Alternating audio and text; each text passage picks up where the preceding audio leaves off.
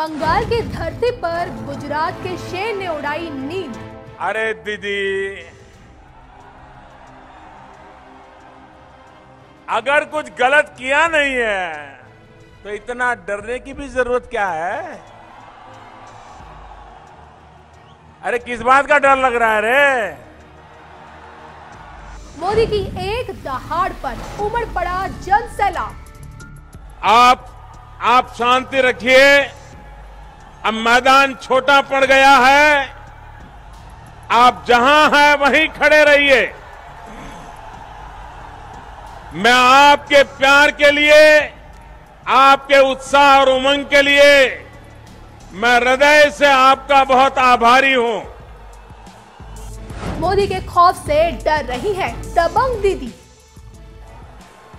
ये दृश्य देखने के बाद मुझे समझ आ रहा है कि दीदी हिंसा पर क्यों उतर आई है।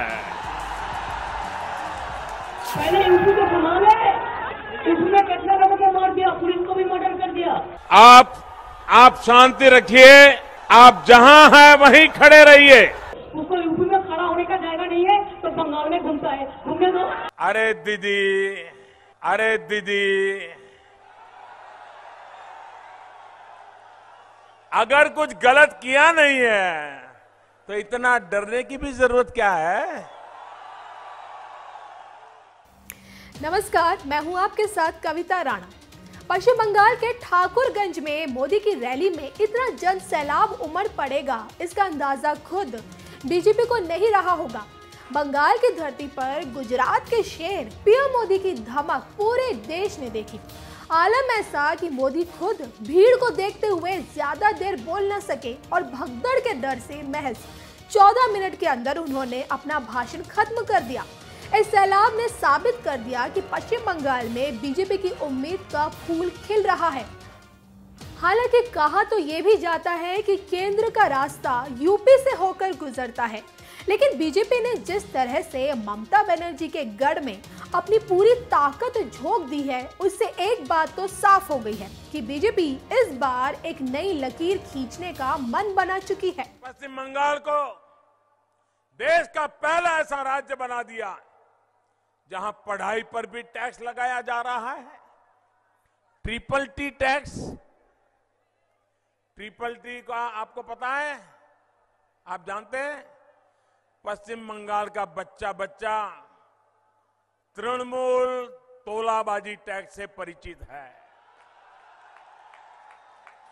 ये ट्रिपल टी, टीएमसी का ट्रिपल टी, तृणमूल तोलाबाजी टैक्स।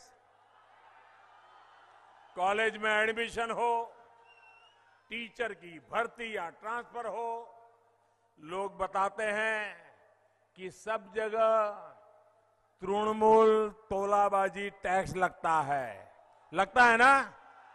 सब जानते हैं ना? ये ट्रिपल टी से परिचित है पक्का? अब ऐसा नहीं हो सकता।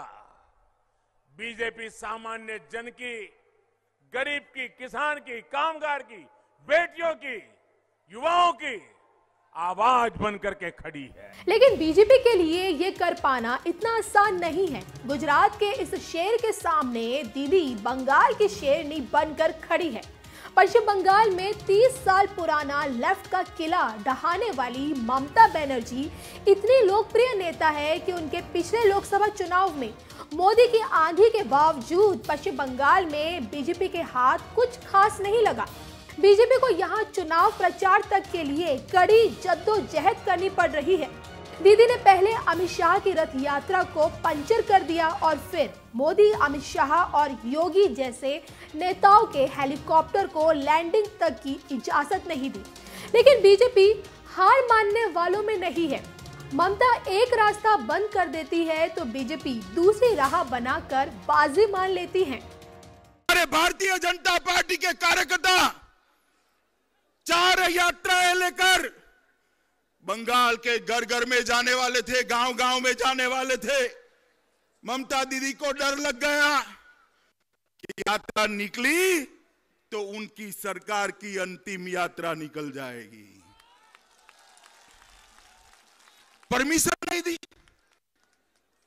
कोई बात नहीं ममता दी, ज्यादा मेहनत करेंगे, ज्यादा पसीना बहाएंगे, ज्यादा दौड़ेंगे, मगर आपको इस बार बंगाल से हम हटा कर रहने वाले हैं, हटा कर रहने वाले हैं। 23-26 पार्टी ने भाग लिया है और आने वाला दिन में तो बोलना है कि मोदी बाबू का सरकार को एक्सपायरी डेट हो गया है। जब कोई मेडिसिन हम खरीदते हैं उसको एक एक्सपायरी डेट होता है, तो इनका एक्सपायरी डेट खत्म हो गया है। अभी आने वाला दिन में नया चीज होना है, नया सुबेरा होना है और एक साथ में हम लोग काम करेंगे, ये हमारा वादा है। In politics there is a Lakshman rekha, you don't accept the Lakshman rekha. आप तो सोनिया जी को भी नहीं छोड़ा, आप तो लालू जी को भी नहीं छोड़ा, आप अखिलेश को भी नहीं छोड़ा, आप मायावती जी को भी नहीं छोड़ा, आप मेरे को भी नहीं छोड़ा, किसी को नहीं छोड़ा। सब आपको क्यों छोड़ेंगे? सब आपको क्यों छोड़ेंगे? जब आपका साथ है तो ठीक है, और आपका साथ नहीं है तो सब चोर है। आपका साथ होता है तो सब वफादार है, और आपका साथ नहीं है तो सब बदमाश है। सब जो भी मर्जी आप कहते हैं, विनाश काले बुद्धिनाश। अब सवाल उठता है कि आखिर बीजेपी उस पश्चिम बंगाल में अपना पूरा जोर क्यों लगा रही है, जो न सिर्फ ममता बनर्जी का गढ़ है बल्कि यहाँ दीदी की तूती बोलती है।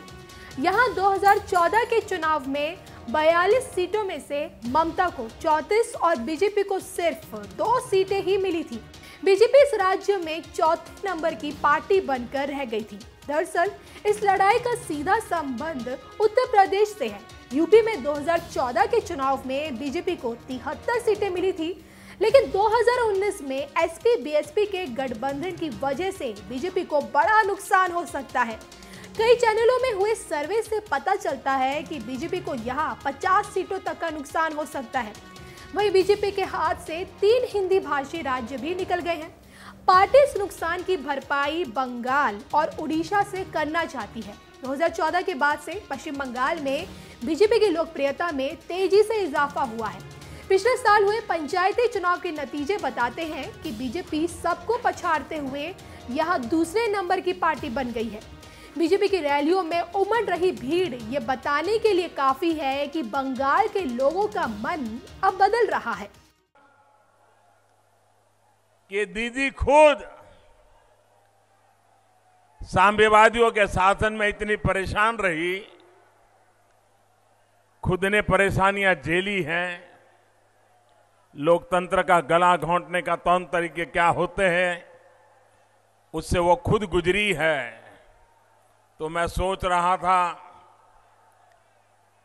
कि वो उस रास्ते पर कभी नहीं जाएगी, और मुझे आश्चर्य होता था कि वो ऐसा क्यों हो रहा है बंगाल में। लेकिन अब मुझे पता चल रहा है ये आपका प्यार है जिन्होंने उनकी नींद हराम करके रखी हुई है।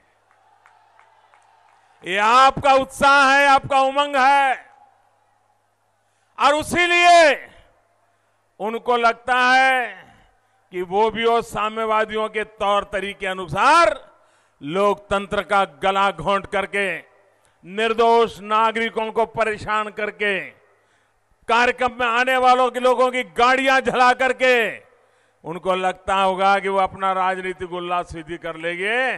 तो वो समझ लें, न साम्यवादियों ने हिंसा को, बंगाल को दबाया में सफलता मिली है, न टीएमसी की हिंसा बंगाल के मिजाज को बदलने में, दबाने में कभी सफल होने वाली है। और मेरे शब्द लिख करके रखिए। तो बीजेपी को लगता है कि इस राज्य में जोर लगाया तो कुछ करिश्मा हो सकता है, और इसी करिश्मे के लिए पार्टी ने योगी, शिवराज, अमित शाह समेत प्रधानमंत्री नरेंद्र मोदी जैसे दिग्गजों को उतारने का प्लान बनाया है। बीजेपी यहाँ 100 रैलियां करेंगी। लड़ाई जबरदस्त है। देखना होगा कि गुजरात के शेर और बंगाल की शेरनी की इस जंग में राजा कौन बनेगा। देश और दुनिया की तमाम खबरों के लिए आप बने रहिए हमारे साथ।